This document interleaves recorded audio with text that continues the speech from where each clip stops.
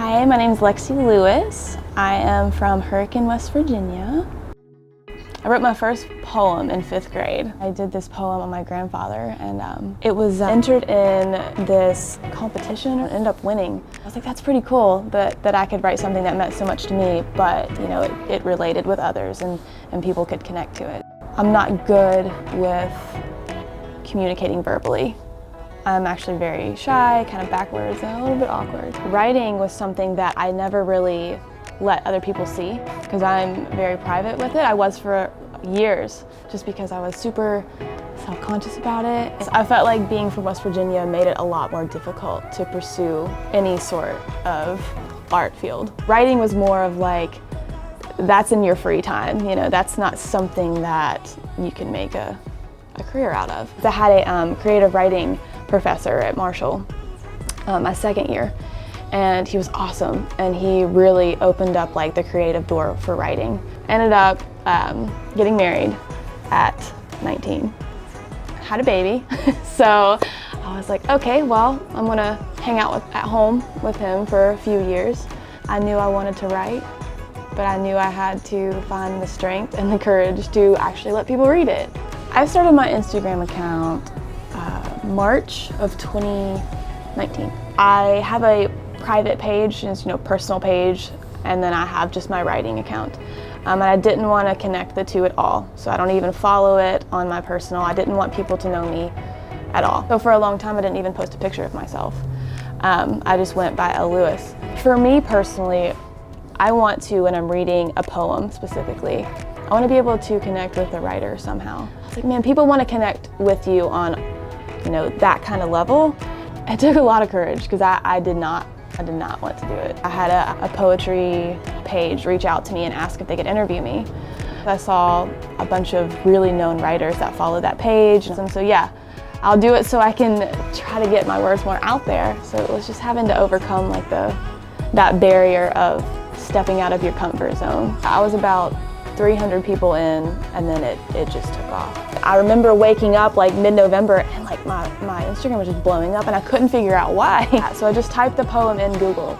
It popped up. That it happened like 2 weeks prior that Khloe Kardashian shared that poem. And the Elite Daily ended up writing an article on it. I had no clue there was a write-up at all until I did my own like digging. I'm currently, I believe, at 10.2 thousand followers on Instagram. It's eye-opening because it only happened within a year. I really wanted to remind myself though, like, why I was doing this.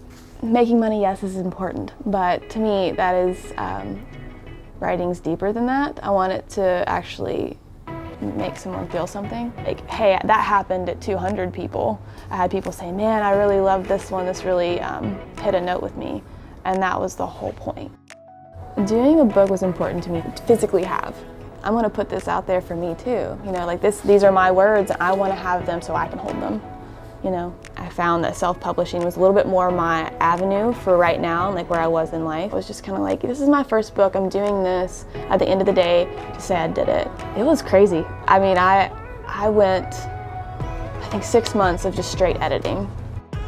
I'm glad I did it because I learned a lot. Balancing's pretty difficult, especially being a mother. My son's full throttle, 24/7. He's 2. I'm sure a bunch of artists, if not all, can relate when they say you're not feeling artistic every day and you have to feel it. So being so exhausted by the time he goes to bed is just like, it was definitely butt kicking. So trying to find the energy and the time, even now, I still struggle. It's there, but it's hard. West Virginia is home to me, and I respect it for that. But I've always wanted to leave. But there was always something that kept me here for, you know, whatever reason. I felt stuck in West Virginia. This book is pretty, there's some not so happy pieces in it.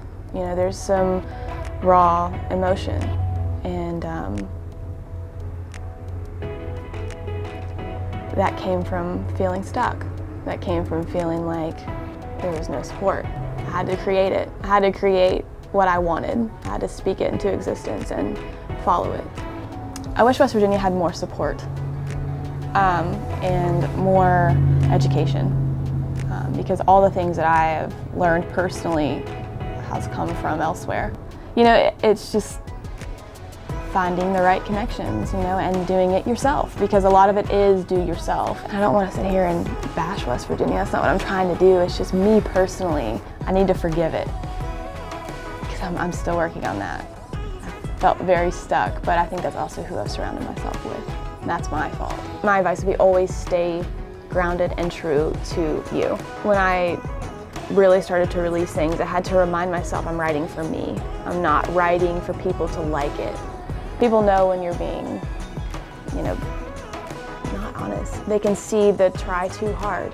When you are just you, people find truth in it, and reminding yourself you're doing it for you. Your art is for you. And if people can love it and find relation in it, great, even better. And if you finally decide to start believing in something, I hope it's love. But most importantly, I hope it's yourself.